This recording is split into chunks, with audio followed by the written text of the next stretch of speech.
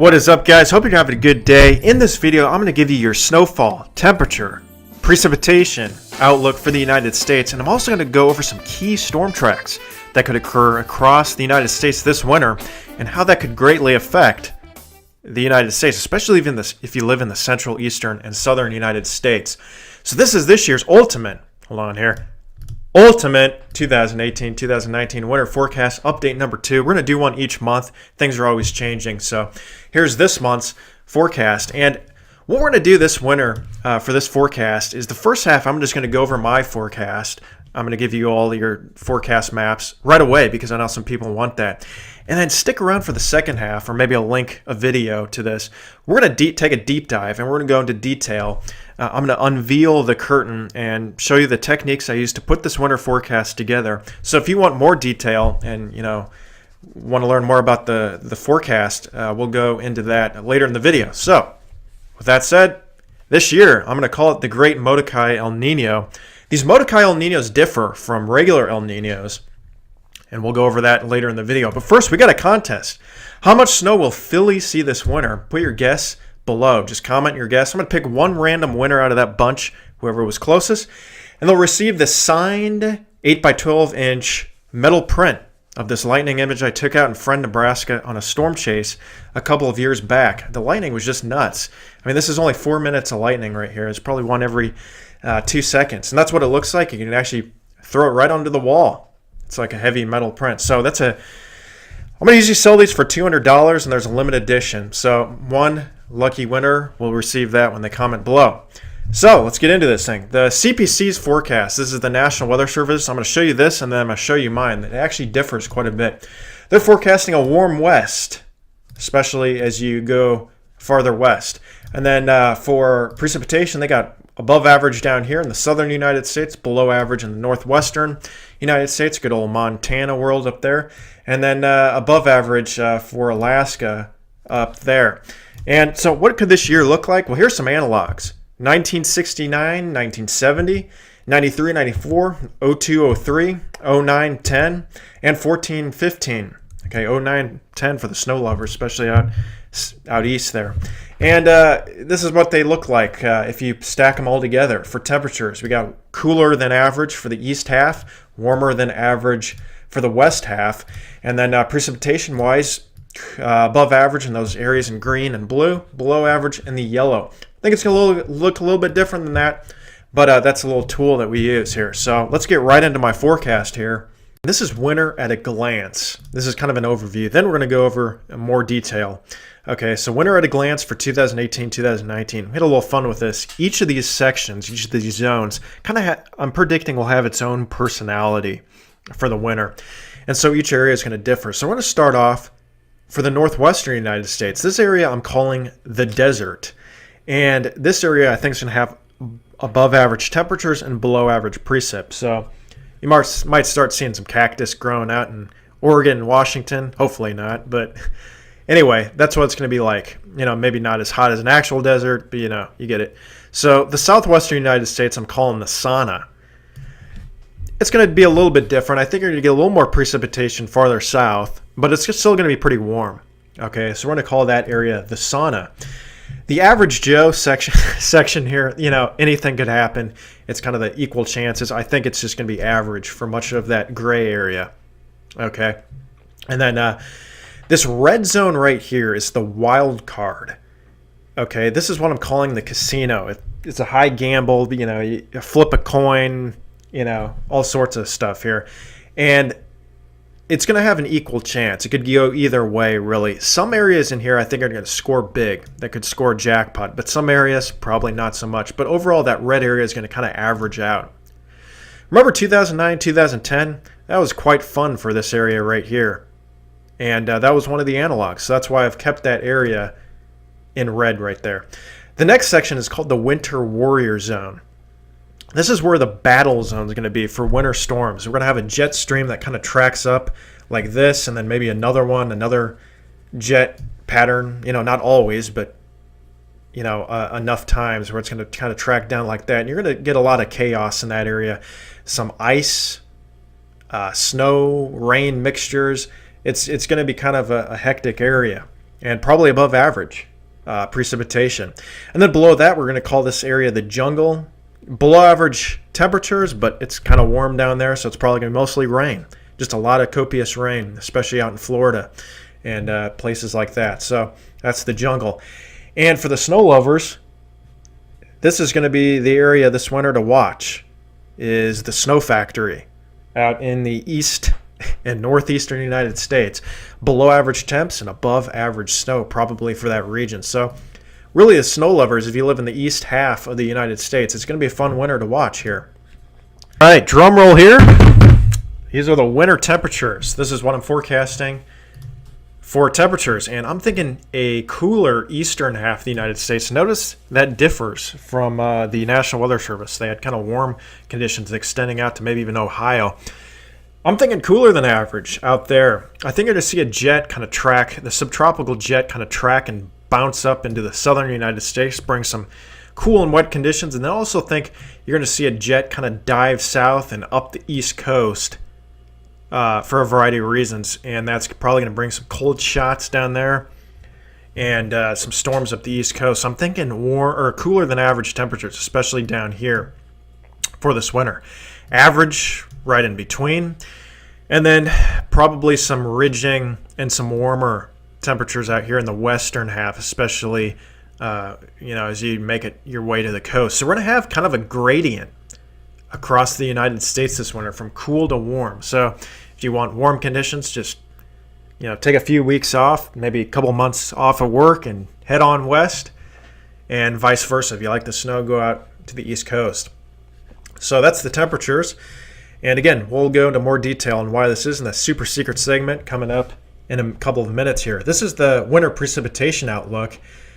This is including snow and rain, and I'll show you snow next, but this includes both snow and rain. So the areas in green, just ignore that right there. That's supposed to be above average, okay? And ignore that right there. That's supposed to be below. We had some typo ordeals here. So below average right here for much of the northwestern United States, and above average for much of the southern and eastern United States, kind of extending up the coast, especially in the area in green down here where that jungle could be this winter, especially if you live in the Carolinas, Florida, stuff like that. Above average precipitation. And then the middle is probably going to be a coin toss. I'd say average, but precipitation's so finicky. It's, some areas, you might have a little isolated area that gets a ton more. I mean, shoot, you get one snowstorm to track up here, and you're under a heavy snow band, and maybe that's the only storm you get all winter. Everywhere around it is way below average, and then that snow band, delivers 50 inches, and then you have, people thinking, what the heck? So, I mean, it's a coin toss, really. So that's the precipitation. And then the snowfall. This is taking out the rain. So this is only the snowfall, and so this is taking into account the temperatures as well. So below average snow out here, out in the west, especially up here as you get towards Oregon and Washington. And then above average in this purple area right here. Now, I would go farther south, but it's just often too warm down there, and it's just too warm. So kind of just putting it right there, right through Georgia, Mississippi, Louisiana. But I think that area down there has a better shot than usual at seeing snow. So above average there, especially if you live in the Carolinas, maybe up in the Mid-Atlantic region. So there you go. That's going to be what I'm thinking. Alrighty, it is time for the super secret segment of this winter forecast video, where I unveil the 6 key factors that I used to put this winter forecast together. And in this video, we're just going to go over the single biggest factor, which is the El Nino, okay? And then I'm going to link you off to a separate video, a detailed winter forecast that goes over those other 6 key factors. The reason I'm doing that is because it's like another 12 minutes or so. We want to keep this short, but nonetheless, you can still see all of this stuff. Now, if you're not interested in this, go ahead and check this video out right here. It's a time-lapse that I put together of the radar of all of 2017 across the United States. You can see storm systems swirl across the United States for the entire year. So go ahead and check that video out. And if not, it's time for the super secret segment. Let's get into this thing. If you like this video so far, go ahead and smash that thumbs up button. down below if you like this video so far. And be sure to subscribe because we got weekly videos. On Mondays, we got State of the Weather Address where we have weather forecasting breakdowns. You can look into the long range. We look at storm systems that are coming up. Wednesdays, we got Weather Decoded TV, which are weather forecasting tutorials for beginners and intermediate weather enthusiasts. And then Friday, our surprise videos like storm chases, experiments, and all kinds of random things. So every once in a while, I'll release a video on Friday. So now it's time for the analysis of this winter forecast. And the 6 key factors that I used are ENSO, PDO, snowpack, AO, the NAO, and the sunspot cycle. All right. Factor number 1 here is the ENSO. And I tell you what, I'm going to just go over the ENSO here because it's the single biggest factor in this winter forecast. And I'm going to link you off here. It'll pop up here, or look in the description below, or look at the end screen at the end of this video. And you'll see a detailed winter forecast where I go over those other 6 factors. Okay, so you can check that out. I'm going to unveil a lot deeper stuff in those videos, but we're going to keep it simple here, and we're going to just look at the ENSO because this is the biggest factor, really. And then we'll go over the models in a second, and I actually disagree with them quite a bit, and you'll see soon. So the ENSO is the El Nino Southern Oscillation. This is going to measure the temperatures between Tahiti and Darwin. The general gist is if it's above average, it's going to be a El Nino, and if it's below average, it's a La Niña. This is the area we want to watch. If this western half warms, it could favor a Molokai El Nino. And again, for an El Nino, you want temperatures above 0.5 degrees for at least 3 months. The green is neutral and the blue is a La Niña. And so what are the models showing right now? Well, this is right now. Here's your 0.5 degree line. This is as about a week ago, actually, but we have just hit that threshold. And if this can continue for a couple of months, the patterns are going to start to change in favor of an El Nino. This is what a typical El Nino looks like. Warm temperatures off the coast of South America. And a Molokai El Nino is a little bit different, where you have warmer temperatures a little bit further west, sometimes cooling on each side. Okay, so that can change the pattern as well. So this is last year, the last winter. It was actually pretty cool out there. And now, as we get towards the latest temperatures here, it's actually warming. So we're going towards a El Nino. What are the models predicting? Well, this is December, January, February, right there. 0.5 degree threshold right there. 75% of those models are forecasting an El Nino. Here's the green average line.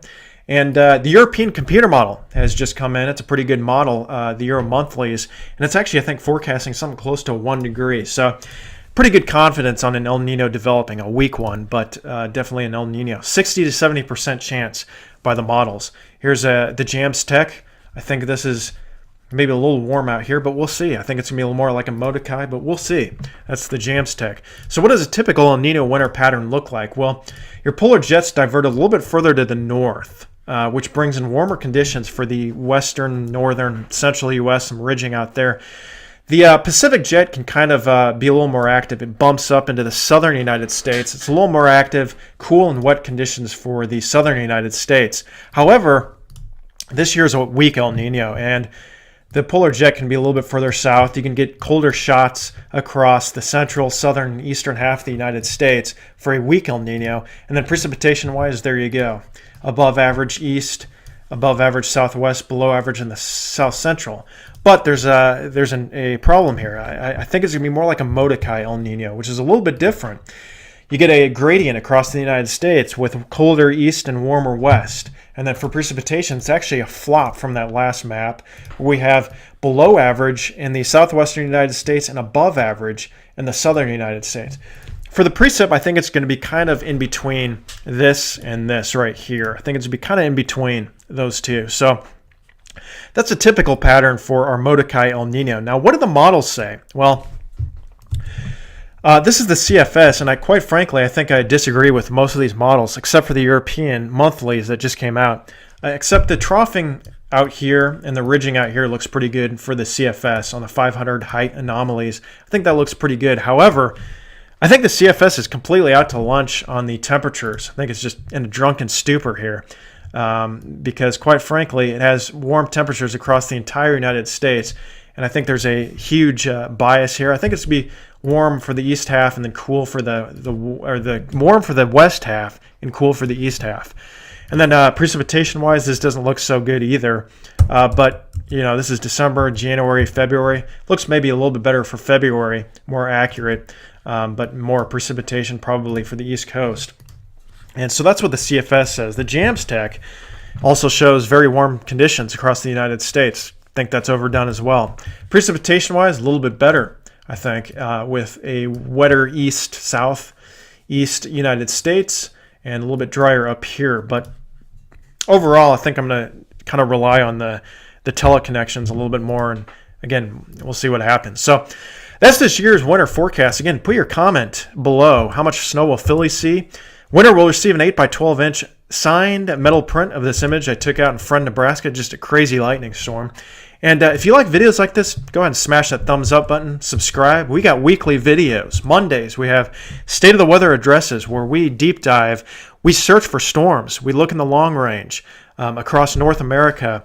And it's a follow along with me type video. So you can take the tools that I'm using and follow along with me, even if you're watching the videos days later. So Wednesdays, we got Weather Decoded TV. These are tutorials for the average weather enthusiast, for beginners, okay? So you don't have to know a thing about weather. We teach you those in those videos. And then Friday, we got surprise videos, storm chases that have gone on, tornado clips, weather experiments, just all kinds of fun stuff. So sometimes, every other Friday we'll release a fun little video as well. So hope you enjoyed today's winter forecast. Again, if you're interested in that detailed winter forecast, check this video out right here on the right side of this page. If you're on mobile, I don't know if it pops up there, just look in the description below or check it out on the Weather Decoded YouTube channel page.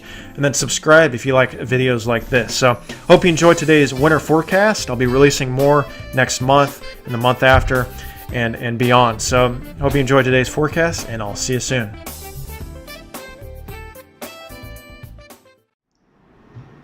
Hey folks, John Miller, propanebuzz.com here. Once again joined by Michael Clark of bamwx.com.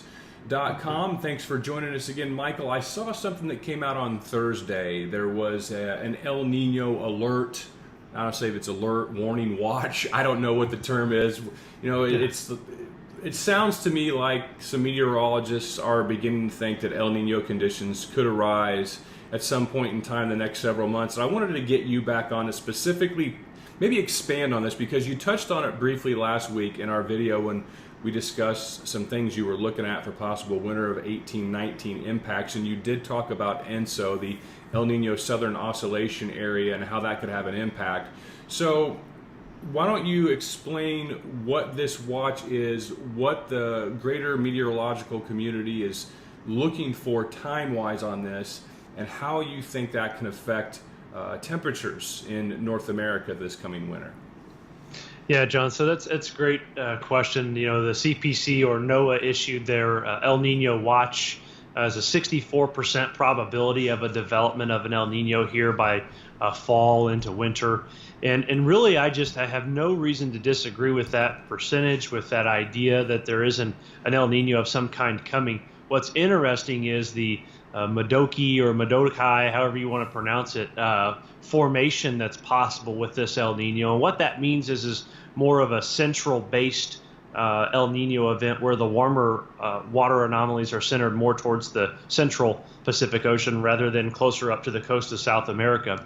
What's really important in winter temperatures is there's a strong correlation to east-based Niños that are warmer, oftentimes can result in very warm CONUS temperatures.